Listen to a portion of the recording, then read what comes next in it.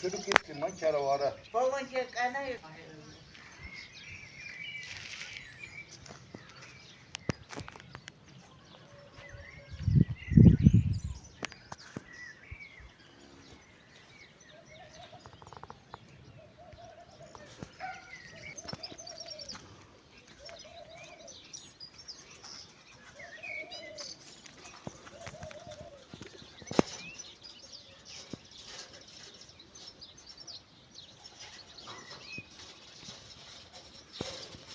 İsmail rayon Hacettemir kent sakini Kemal Ağayev.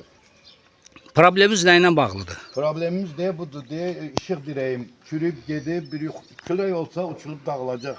Uşak var, mal qara var, insan gezip bu. Uçulup geri hadise olandan sonra ışık dairesine xahiş edirəm düzelsin gelip bura.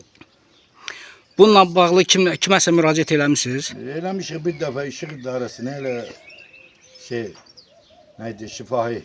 Ərzəyini yox şifahi eləmişim bir də. Heç bir tədbir görülmür. Yox, yox. İndi kimlərə müraciət eləmək İndi istərdiniz? yenə ışık idarəsinə müraciət edirəm, belediyeye, kənd soyutunə. Xahiş edirəm gəlib düzelsinlər. Buradan uşaq keçir, mal qara keçir, insan keçir. Bir külək olsa yıxılıb bir hadisə olandan sonra el ayağa qalxacaq. Vaxtında tədbiri görsün də eləsin düzelsin.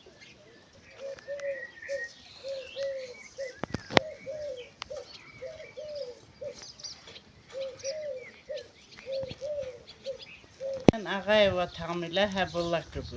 Buyurun. İsmail rayonunun Hacətamlı kəndidir.